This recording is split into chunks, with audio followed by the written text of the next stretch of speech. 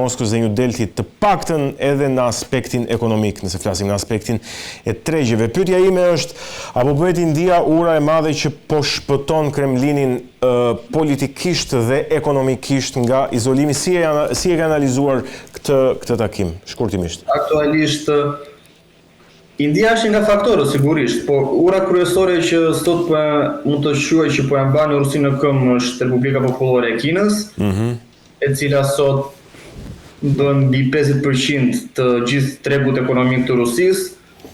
Në mos gabojmë, mbi 54-55% e gjithë import-eksporteve të Rusisë shkon edhe vijnë nga Republika Popullore e Kinës.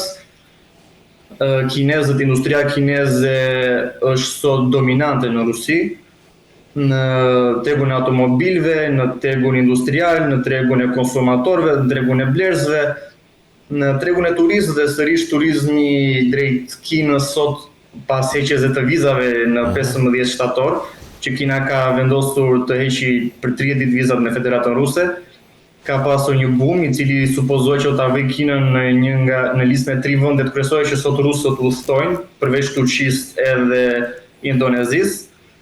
Njëkohësisht është dhe një riorientim i ekonomisë ruse, e cila sot po shkëputet totalisht nga tregu evropian në çdo lloj aspekti, po edhe kondite, ku të vetme vendet që sot vazhdojnë të kryejnë marrëdhënie normale me Federatën Ruse është Slovakia, Hungaria dhe Serbia, brenda Bashkimit Evropian, të cilat nga refuzuar shumicën e sanksioneve dhe vazhdojnë të mbajnë lidhje normale me Federatën Ruse në kuadër të marrëdhënieve ekonomike, por përveç këtyre tregu rus është krejtësisht i orientuar drejt Azisë Qendrore, lindjes së largme, Azisë Juglindore, Afrikës, Amerikës Latine. Por mund të shikoj që faktori indian është duke u rritur sigurisht. Një marrëveshje së fundi me qeverinë e Indisë sugjerojnë që do të jenë mbi 100.000 specialistë indian që do të vinë për mbushjen e boshllëku që ka lënë drafti i ushtarëve, largimi i një pjesë të madhe të rinisë ruse e cila kundërshton luftën, ose thjesht ka frikë nga shërbimi ushtarak dhe nuk do të ndryhyjë në shërbimin ushtarak që për të shkuar në frontin e Ukrainës. Ka qenë diku te 1.5-2 milion rusë u larguan kur filloi konflikti në 2022, që nuk e di se sa janë kthyer, pasi statistikat nuk janë asnjëherë të aprovuara zyrtarisht prej Kremlinit ose prej grupeve statistikore të Rusisë dhe agjencive, por që në vetvete India sot përfaqëson atë që mund të quhet balancën që Rusia po mundohet të krijojë me tregjet aziatike. Pra kemi Kinën, Indin, Iranin, Pakistanin, Vietnamin, pra hapësirën post-sovjetike, ose ku zëri i Rusisë, ose le të themi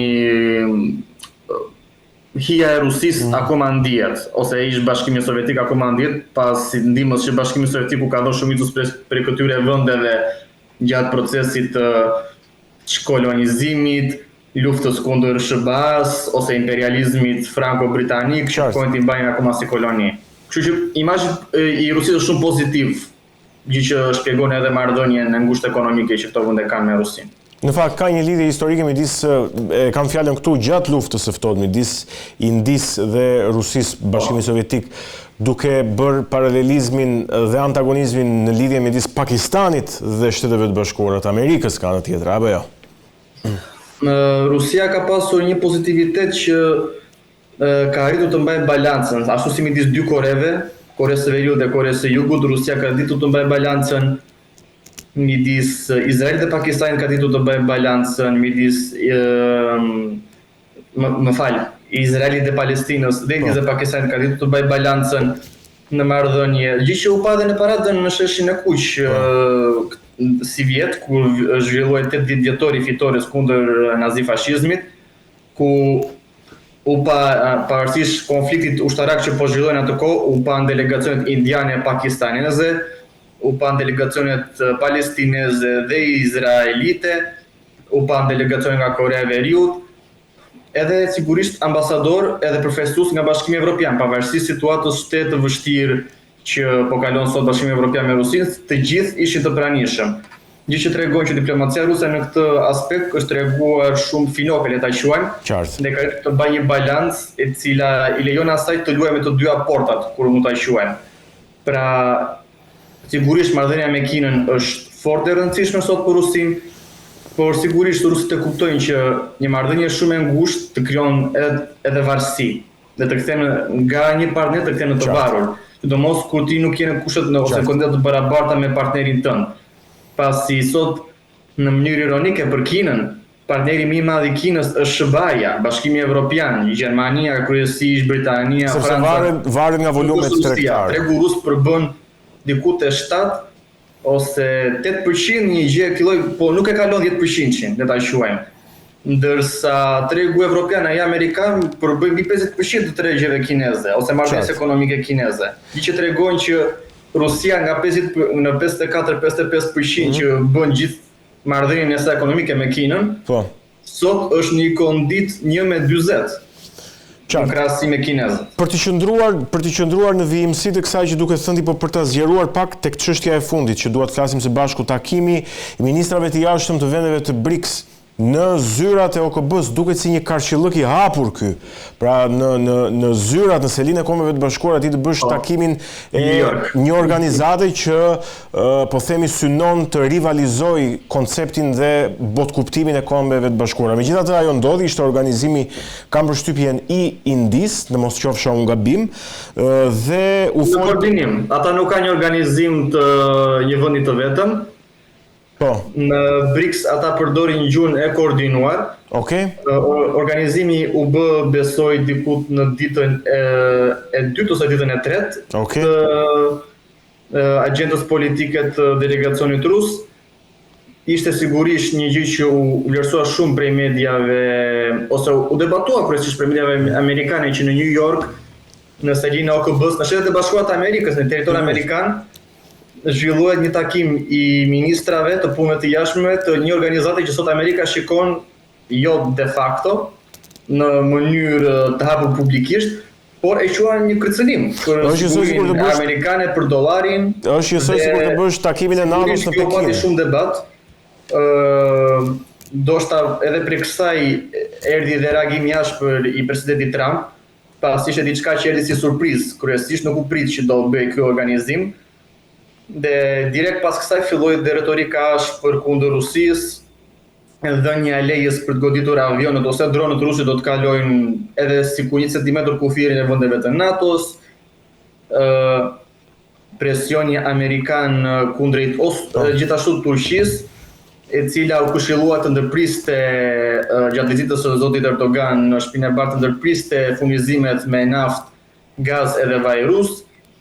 Ditën e djeshme kryeministri hungarez Viktor Orban ka marrë në mbrëmje vonë, diku afër mesnatës, ku ka qenë duke darkuar me familjen, sipas mediave hungareze, ka marrë telefonat personale nga presidenti Trump, ku i është kërkuar të mbajë një qendrim. Do të vazhdoj furnizimin me gaz rus edhe me naftë ruse apo jo, e cila sot përbën mbi 80% të gjithë tregut të konsumit hungarez, apo do të fillojë shkputjen. Sipas deklaratave të kryeministrit Orban, ai ka vendosur popullin hungarez mbi gjithçka tjetër, ndërsa ana amerikane duket se sidomos pas takimit të BRICS-it, duket se e ka shpërsuar jashtëzakonisht gjuhën.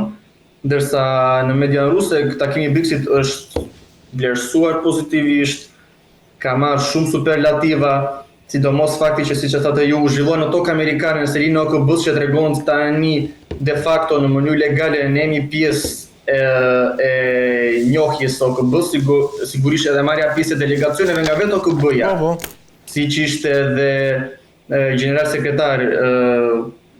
sekretari i OKB-s Antonio Guterres në takim, tregojnë që OKB-ja tani e njeh zyrtarisht rolin e BRICS-it, njeh një organizatë botërore edhe në database-in e internetit, faqeve zyrtare, ajo njihet tashmë zyrtarisht si një organizatë faktike, funksionale, e cila shpejt është duke formuar strukturat e saj, siç është ngritja e bankës së BRICS-it, e cila ka diku te 7-8 vjet që ka hedhë themelet, po tani po kalohet edhe më tej në hapjen e çështjes së kredive, në hapjen e një buxheti të përbashkët, për katastrofa natyrore, për shëndetin, për çështjet e ambientit, e gjëra, le të themi, tamam në kuadër siç është Bashkimi Evropian.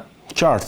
Funksioni i stateve të Bashkimit Evropian, ndërsa ajo që mund të quhet kampanja alarmi për amerikanët ka qenë gjatë forumit ekonomik të Peterburgut si vjet, ku u hodhën teori edhe foto zyrtare të një kartmonedhe të re të BRICS-it. Kjo duke se i ka vënë, le të themi... Por ama edhe Kina ka paralajmëruar në samitin e Shangajit, se s'po më kujtohet emri sakt tani, krijimin e një banke. Organizata Korporimit të Shangajit, një gjë e tilloj. Ka emër shumë të gjatë. Po, krijimin e një banke zhvillimore që do të kreditoj, po them. Banka është formuar. Po. Banka e BRICS-it ekziston, por fjala është në shtimin e asaj çfarë banka do ofrojë. Siç e thash, në kuadër të shumit evropian, si bankë evropiane, bankë aziatike për punën e kredive, për të kredituar vende për zhvillim, granteve, sponsorizimeve, ata po kanë krijuar së fundi dhe Intervizionin, i cili është modeli sovjetik i Eurovizionit, i që u zhvilluar në fillim të këtij muaji në Rusi, e cila kryesisht pjesëmarrës ishin nga vendet e BRICS-it ose zonës post-sovjetike që quhet Azisë Qendrore, Kaukazit, pra gjithçka tregonte një ndryshim radikal, jo vetëm në anën politike, por edhe në anën kulturore, ekonomike. Pikëqendrimit pasi këto vende sigurisht janë mbështetëse të një fryme fort konservatore në vlerat morale, tradicionale, familjare, në lidhje me role gjinore, në lidhje me funksionimin e shoqërisë. Pra ata i përkasin frymës së vjetër ku mund të quhet.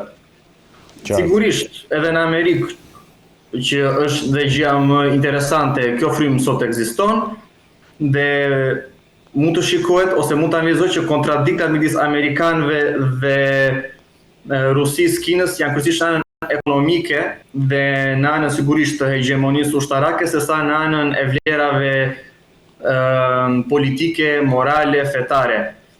Pasi sot ata ndajnë të njëjtën perspektivë në këtë pikë. Dhe çfarë ka qenë fort interesante ka qenë fakti që në Intervizion ishte sigurisht pjesëmarrës e Shtetet e Bashkuara të Amerikës.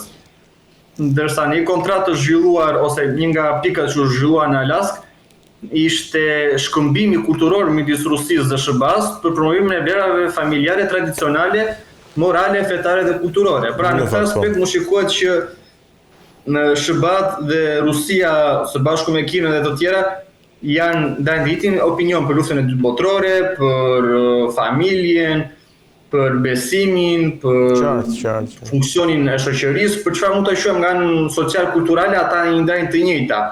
Problemi kryesor sot është gjeopolitika ushtarake këtyre vendeve, që sigurisht kanë Arktikun, krizën izraelo-palestineze, krizën e Ukrainës, implementimin e armëve taktike